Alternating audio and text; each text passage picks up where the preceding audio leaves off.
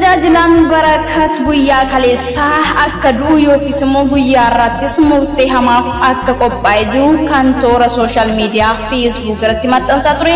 Guyyaa irraa garuu akkuma jedhees of ajjeesee lubbuusaa baasee jira.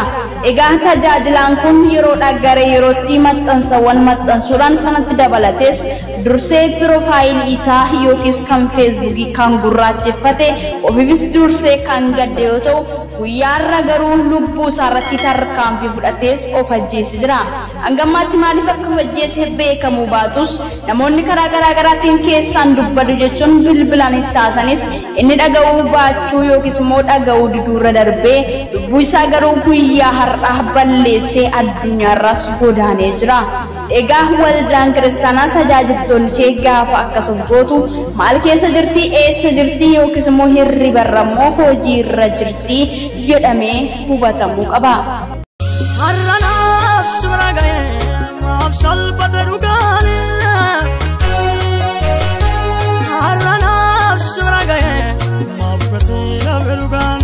Yoya Shamar Kafune hordoftoonni Saaroon Entertainment nageenyi koo kan jaalalaa fi kabajaa biyya keessaa fi biyya alaa isiniif baay'atu jecha waan amanuu fi akkasumallee dhuguma nama akkasiitu kana godhaayii jedhamee amanuun nama rakkisu.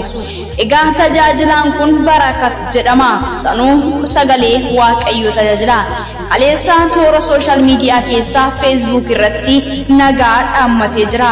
Innis guyyaa borii nan du'a kan jedhuuni akkuma dhaamsaa fi akkasumallee maxxansawwan garaagaraa maxxansaa ooleeni. Atoo malee isa durses dhaamsa garaagaraaf namoonni karaa keessaa itti dhaquudhaa fi keessaan itti haasa'anis ta'e itti barreessanis inni garuu isaan dhaga'u diduun deddeebi'ee maxxansaa nagaa dhaammataa ture.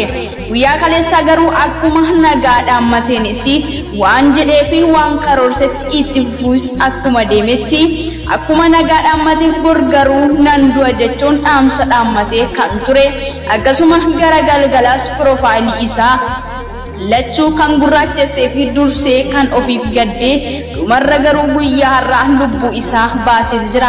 Adeemsa keessa namni waan guyyaa borii godhus dhaammatee adeemutu jira. Guyyaa lakkaawwatanii fi ji'a lakkaatanii iddoo galan miti. Haa ta'u malee nutti fakkaatu jira. Akkuma kanaan dura dargaggoonni haadha koo arrabsuurra ani ajjeefamu yookiis ani du'uu mooyya jechuun of ajjeese. Buleessi keenya kunis guyyaa borii nan du'aa kana booddee kan jedhu dhaamsa dhaammatee har'a garuu of ajjeesee lubbuu isaa baasee jira. Haa ta'uyyuu malee sagaleen Waaqayyoo maal jedha yoo jennee ilaalle namni of ajjeesee fi namni nama ajjeese mootummaa Waaqayyootti hin galu. Haa ta'uyyuu malee garuu namni of ajjeese kun eenyudha? Biyya lafaati moo amanataadha yoo jedhame amanataa keessa darbeeyyuu tajaajilaa maqaa Waaqayyootiin tajaajiludha.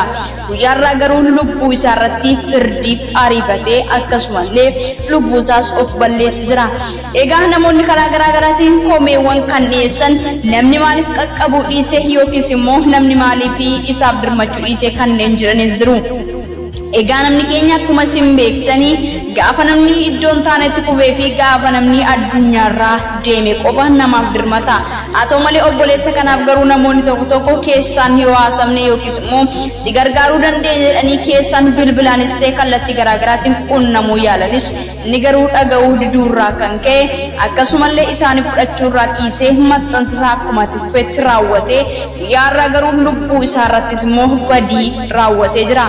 Guyyoonni kun guyyoota gadhee waan ta'aniif yeroo isiniif kenname utuu hin dabarsin itti hojjedhaa. Efesoon boqonnaa 5:16 akkuma caqasurra jiru. Egaa guyyoonni nuti keessa jirru kun guyyoota fokkisoo fi akkasumallee wanta nuti keessa oollee keessaa gallu wantoota dhaga'uu fi amanuunis nama rakkisan guyyaadhaa gara guyyaattis taateewwan hedduu kan dhaga'amanii fi kan burqaa oolanidha. Egaa hanga ammatti maaliif akka du'ee fi maaliifis akka of ajjeese wanti beekamu tokkollee hin jiru.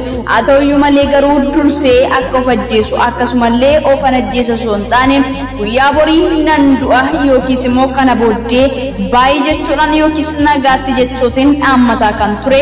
Har'a garuu akkuma dhaammate sanas addunyaarraa godaaneeti jira. Egaa ijoollee fi daa'imman isaas karaatti dhiisee ofiisaa garuu addunyaa kanarraa balbala isaa cufatee isa galgala yookiin immoo isa qophaa'ee fi isa gaaris ta'e isa hamaa isa kan kennu Waaqayyoodha. Innis balbala addunyaarraa cufatee ofii isaas of qixeesseetu. Haa ta'u malee garuu dursaa egaa tajaajiltoonni Waaqayyoo yeroo akkasuma godhanii abdiin argamii akka dhaloota keessatti akka laafuus dursinee beekuun dirqama. Tajaajiltoota keessatti gahee guddaa kan qabu waldaan kiristaanaa dammaqxee rakkina tajaajilaan irra jiru yookiin immoo isa qunname hubachuun dirqama.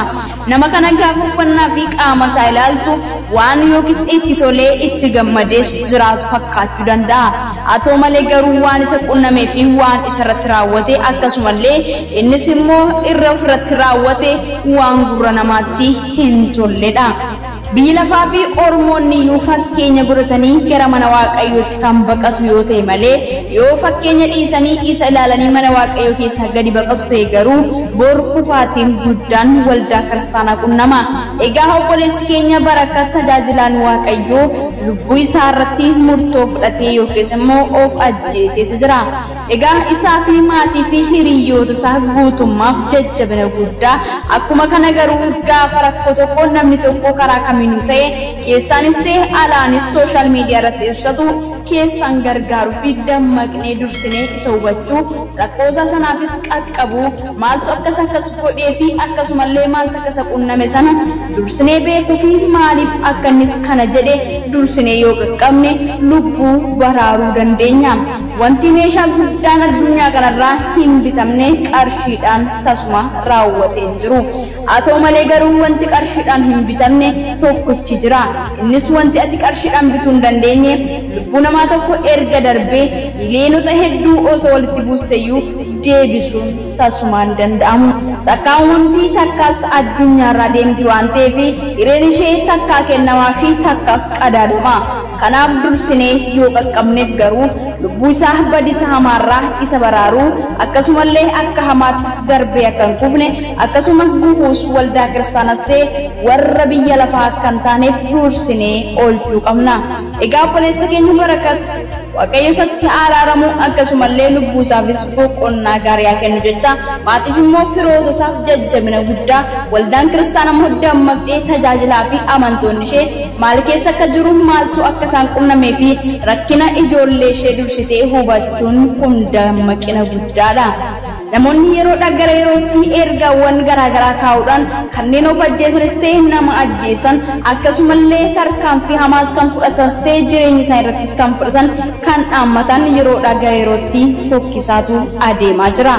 Egaa barichii fi yerichi ulfaataa fi akkasumallee jibbisiisaa waan ta'eef of eeggachuu fi hubannaaf ogummaatiin deddeebi'uu akkasumas jiruu fi jireenya ofiis gaggeeffachuun dirqama.